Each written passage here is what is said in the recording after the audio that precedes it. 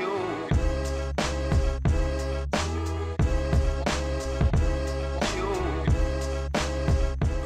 En quoi consiste le métier? C'est travailler dans une équipe pluridisciplinaire avec bienveillance pour le bien-être et l'autonomie de l'enfant. Accompagner les enfants sur les soins de la vie quotidienne, faire des activités avec eux de la naissance jusqu'à 18 ans. On participe aussi au développement de l'enfant, surtout. On les accompagne au quotidien, notamment en crèche, donc dans les repas, dans le sommeil, la séparation.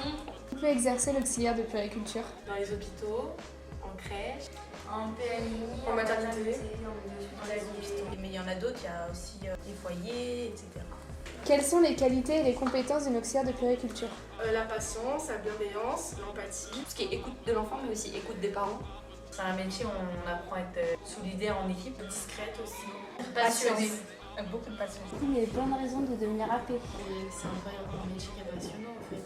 En faisant ce métier, on sait qu'on est là pour les autres et on sert à quelque chose. Je dis que aux enfants qui grandissent et qui seront les futurs adultes de demain. Comment se déroule la formation? C'est un diplôme d'État avec 11 modules qui sont divisés en 5 blocs. On a 22 semaines de stage et 22 semaines de cours. On a 5 semaines du coup dans chaque stage, sauf le dernier stage, on a 7 semaines. Et Nous, voilà. en fait, on a des blocs en mois à passer. Parce que les complètes, ils ont 5 blocs. Pendant que nous, on n'en a que 2. C'est beaucoup plus court. Nous, c'est vraiment que en 10 mois, donc on finit assez tôt. Nous, on n'a que 3 stages. Chaque stage dure 5 semaines. Alors que les complètes, ils ont 4 Il y en a stages. plusieurs. Il y a tout ce qui est Bac Pro SSP. Il y a les SAPAT aussi.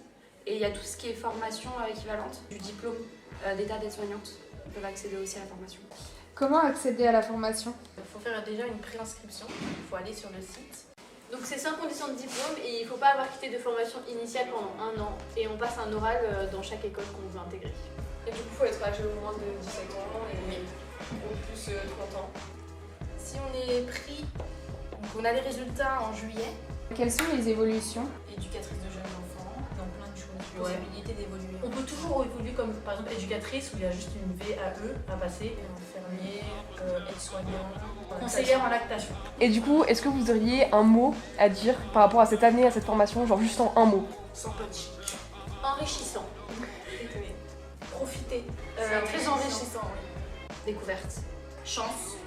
Je dirais pas ça. Diversification.